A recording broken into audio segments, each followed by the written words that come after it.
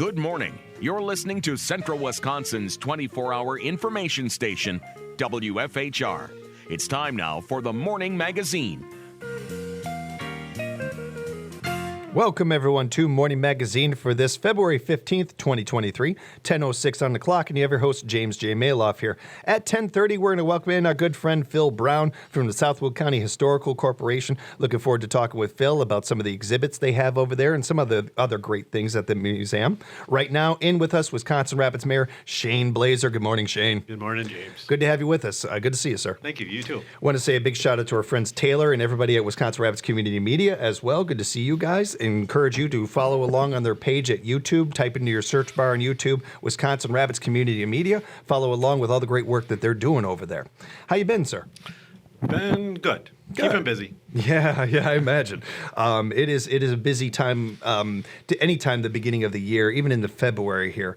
I got a couple of things that I wanted to talk with you about, and I wanted to leave some time open if you wanted to touch on anything. Okay. But let's get into some of the committees that have been going on, some of the meetings, and any headlines from any of those. We had the feasibility study report on rail traffic recently.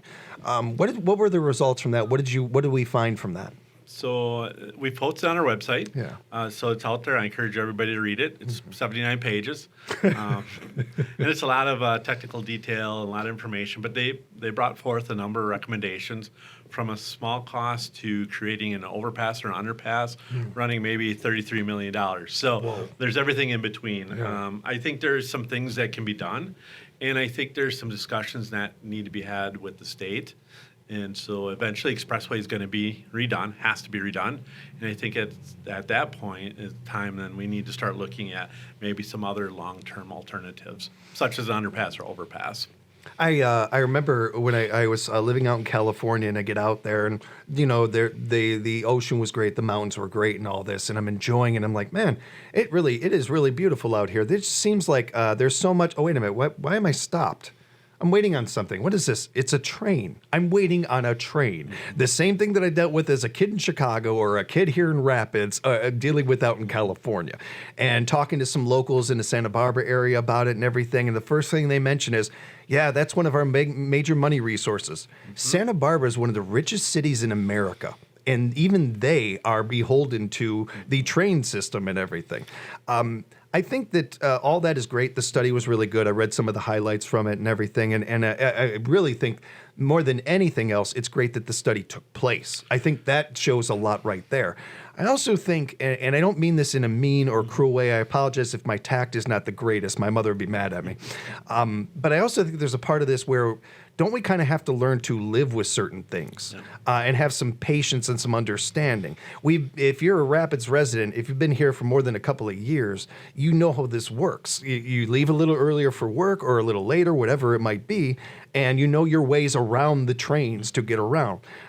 If these trains were just there for because they were fun to look at, then I could say, okay, well, we have a complaint here. We have something to say. But there's not a lot of resources for rural communities.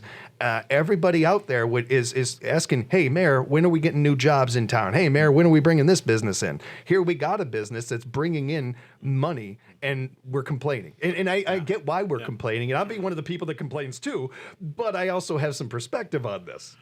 Yeah, I agree.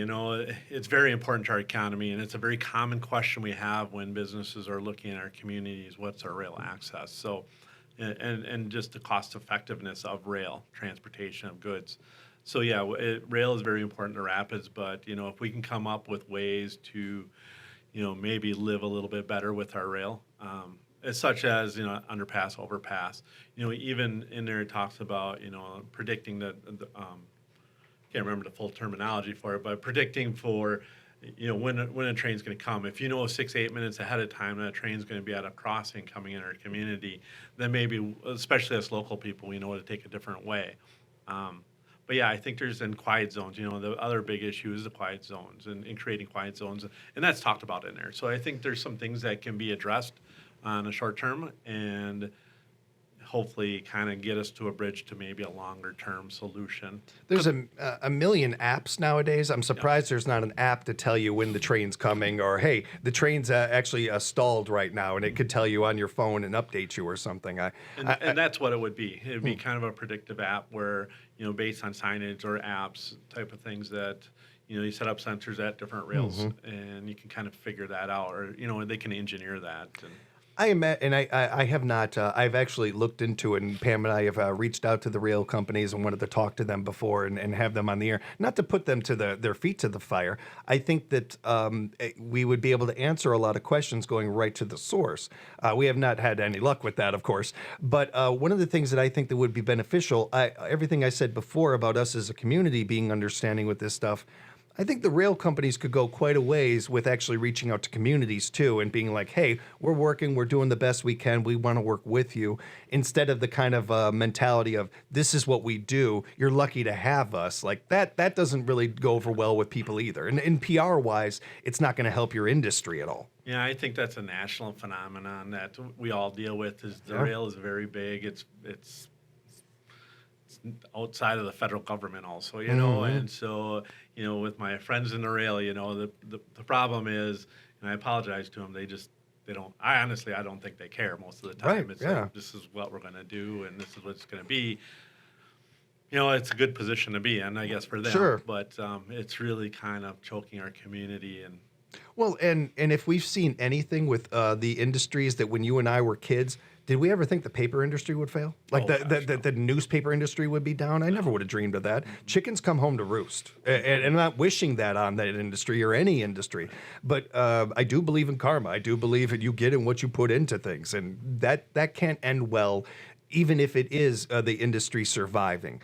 Communities are going to push back. These studies, we're not the only community doing something like this. So I would hope that there can be a meeting of the minds and kind of a cooperation, a collaboration to going forward with it. yeah, and over the years, we've talked about rail. We've done studies. I've read, online, about how we're just doing another study. Well, I think this is, compared to before, we just dipped our foot in the water before. And I think this is a very comprehensive study with a lot of metrics on many different crossings. And so we have really comprehensive data, and the city council is going to talk about it, probably before our next city council meeting. We're discussing, have a committee of the whole where we just specifically talk about this rail study at that meeting and have a discussion on it and kind of see where, could it come down maybe to a referendum some point saying, is this important enough to the community, to pay for a solution, or go to a bigger solution that's going to cost $1 million or two.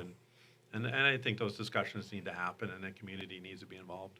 It's hard to imagine anything like that being agreed upon or voted in when we've got the jail right now, and that's hanging on our tax and on people's heads and stuff. So if it's happening, it's probably years down the line. I'm theorizing here. I'm not saying that for exact. A big solution is years down the line, but I talking to a council person this morning, this is something we need to, be the council that does something, and not just, hey, we just did another study and this is what we kind of figured and we'll deal with it later. It'd be nice to, start a plan, whether it be creating the quiet zones, making that investment, doing something along, getting a kind of a heads up on a train through some source, whether it be signage or apps or something along those lines, and then look and address the long term down the road when we have to redo the expressway someday. Between the board and yourself, I would say this: you guys are getting things done. This jail has been talked about for 3 decades, pretty much, and here we are. It's happening. Other things in this town have been going forward and progressing and everything. So, if anybody can get this done, that group of people right there, I'm thinking that we got good odds. Yeah, I think we've got a great council, and they work through things, and looking forward to seeing where this goes. How about the finance and property meeting? How did that go? So I guess there was a meeting last night. We're trying to get Central Area roof done. We had gotten bids that exceeded $800,000 to do the roof there, which we decided that we rejected the bids, and we're going to kind of come up with a different plan on what that roof needs, because I think what we put out for bid was more than it needed, and so we're going to be able to step that back and try to get the cost. in Wow, line wait, a it little was bit lower than we expected. Well, we'd never like it to be happens. lower. Yeah, So you'd like it. Yeah. So we're going to rebid that. So that'll be a big thing. But that's a roof that needs it. You shouldn't be at the community theater and having drips coming down on the stage. And I know they've come up with some creative plans to divert the water using a gutter system, and it's like, Yeah. well, wait a minute here. This is just not acceptable. And go in to vote, and you have to have some coning off an area because water's dripped. But it's a roof that's kind of been pieced together, and when they redid it, and then the YMCA, that project over there, they came up and they kind of marry into that. And I think it's just time that instead of piecing it together, we get one new roof on there, and we should be good for hopefully a couple decades. Journalistically, I should mention, because I've never brought it up on the air before, I'm an actor. I'm a little biased about the theater. Really? Yeah.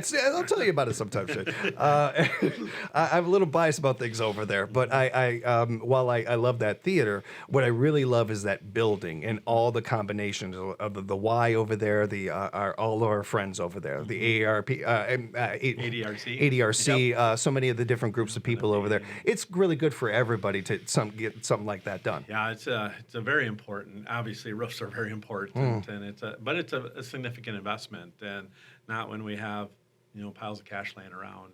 Right. But it needs to be done. It can't be kicked down the road anymore, and should have been done a while ago.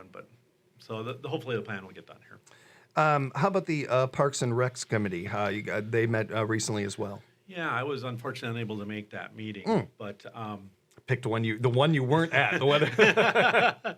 My kid's in driver's ed, so it's like I gotta get them in that comes Portland. first. Yes. It's like, oh my goodness. Being a dad always comes first. Yeah, absolutely. So, but I missed that one. But Park and Rec's going well. They're working on the prairie dog exhibit, and they're kind of discussing trying to build that enclosure, which will be a really kind of a neat addition over there.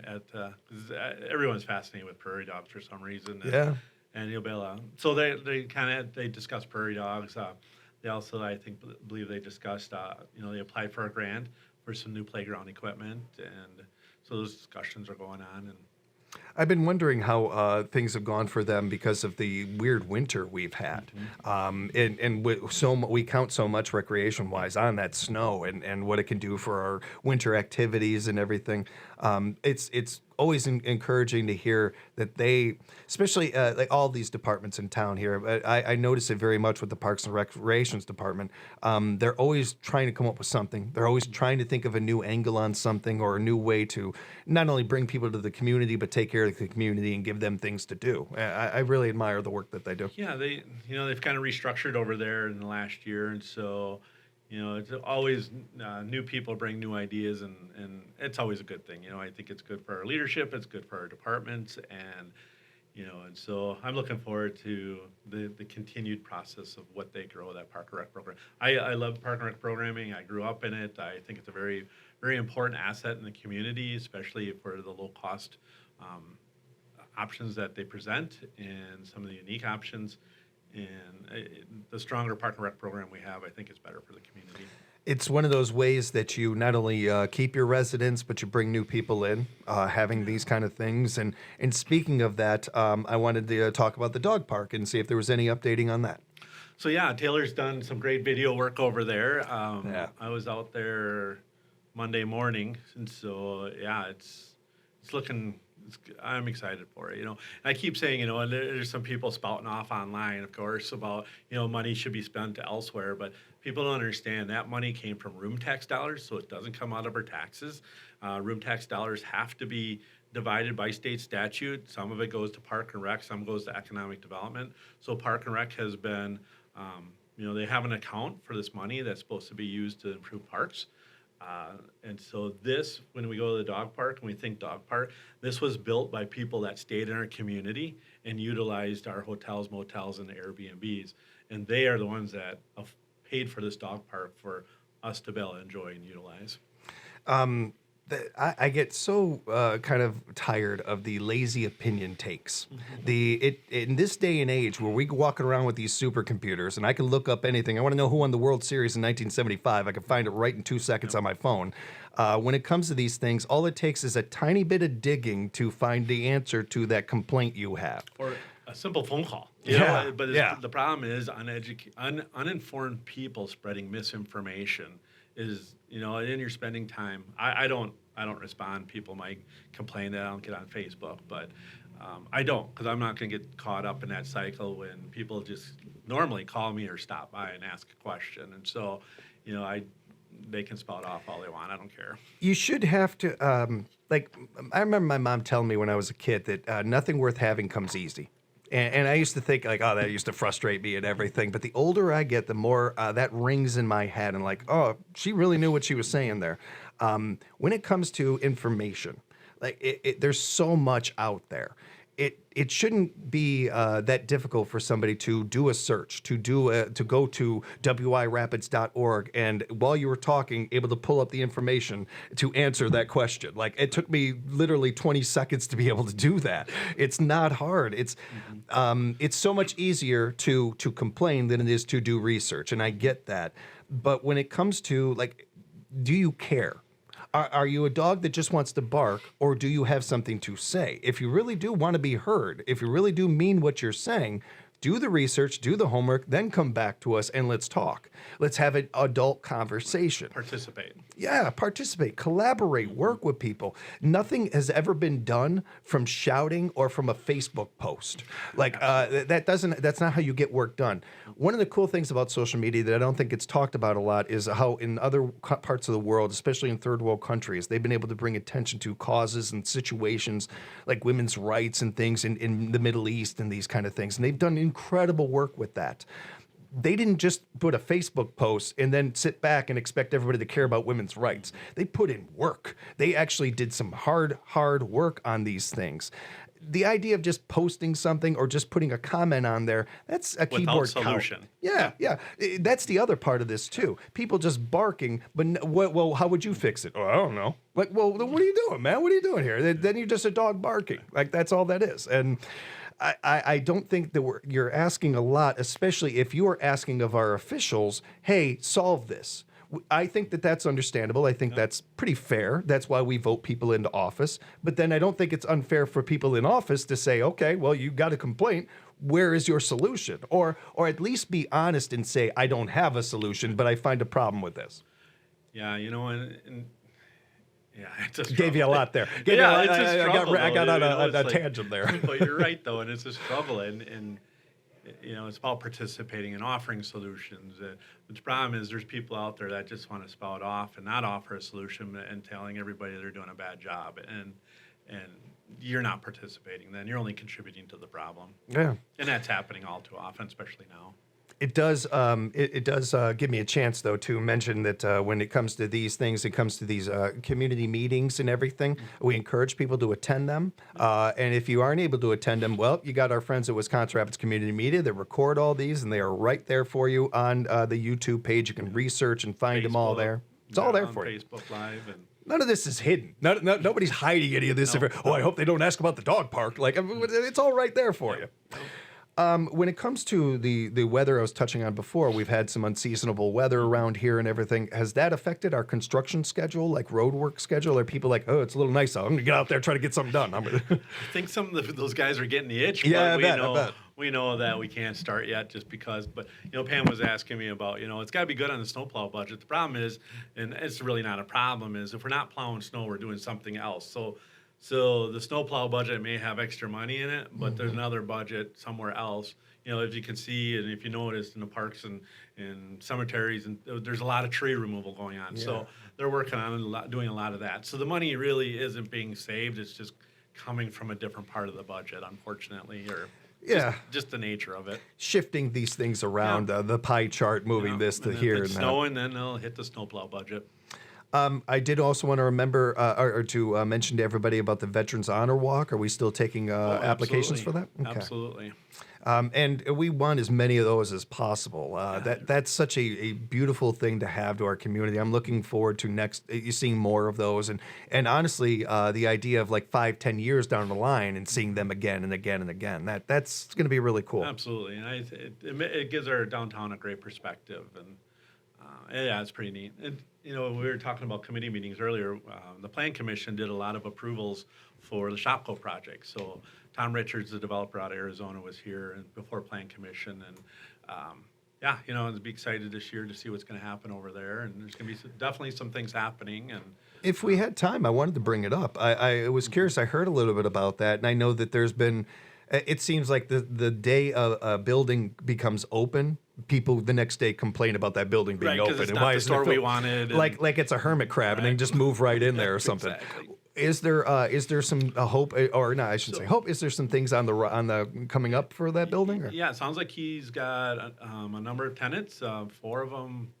Yeah, he doesn't have signed leases, so it's not for sure. But they're going to be 10-year long-term leases, so that building will be occupied for quite a while. Nice. And I'm sure once we get some signed leases, then hopefully they'll kind of put out there, those businesses. But there's some changes coming. There's some other activity that's going to, is kind of developing for A Street, and we're looking forward to seeing that come into fruition and some activity. But yeah, we'll never have enough retail. We'll never have retail like we did in the past. But if we can have some options here, I think it's a good thing. Other than food and coffee, and people want a place to go shop, and we need some more of that. And I think that as we're wrapping up here and everything with you, Shane, one of the things that I wanted to do if we had time was to just touch on our community as a whole and have a little perspective.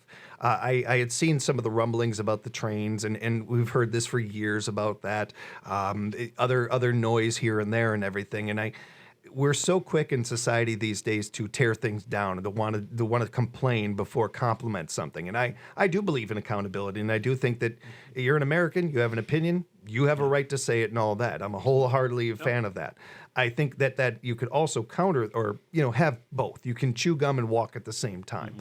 And I don't know how many communities have a minor league, ball team and hockey team, or have the success that they've had with their high school programs. The way that our community, our volunteers, our nonprofits, the success that they have in this area. Their school system is so much stronger than most areas that around, including cities near us and right next to us and everything. Our national average is so much better than I think most people would realize. I'm not saying that you can't have your complaints, but just taking a moment to appreciate the area you have. Coming from a different area, coming from a much, much different area, I can tell you there are some things in... my kids being born in this city, I'm proud of that. I'm thankful for that. And I don't think I'm the only parent that feels that way. It's not a bad thing to call things accountable and all that, but just having a moment every once in a while to be like, dang it, this is a good town. This is a good area. Yeah, just to appreciate it a little bit as you're going through this day of like complaints. Every once in a while popping up some good things in your head, because I almost guarantee you put a list of positives and negatives, and that positive list is going to blow away that negative list in this area. Yeah, I was speaking to Tom Richards, a developer from Arizona. He was very impressed with the community. He was impressed with how nice people are here, because obviously across the country there's different levels of niceness and lack of niceness, and he was very complimentary of our community. And and as developers like that come and have these positive reactions in our community are more likely to develop again in another location in our community. That's a great point. They buy things and they're looking to create, and if they come to a community and they don't get a good vibe, they're not going to come back, right? Or they're going to go just move on somewhere else. And so when we have developers that are complimentary, I think that's very important for our community. Shane, we've covered a lot today. If people have follow-up questions, want to talk about more, I know I really put you through the ringer today. I'm sorry. That's good. How can people get a hold of you? It's through obviously through email. Call our office. My office phone number 715-421-8202. we're always around. Yeah. And appreciate the time as always. You, the staff over there, keep up the great work. You guys have a great weekend going forward here. Thanks, James. Great seeing you. And a big thank you to our friends, of course, Taylor and the gang over at Wisconsin Rapids Community Media. Appreciate you guys so much. Go to your YouTube page, type in there Wisconsin Rapids Community Media, subscribe to that page, and you won't be disappointed. They are doing some very phenomenal work over there. Really They're are. making some great videos. And I job. love the work that you guys do Yeah. over there, honestly. It's amazing, Taylor. Good job. Very good. We'll take a break. We'll come back and have some more Morning Magazine for you right here on WFHR, locally grown radio.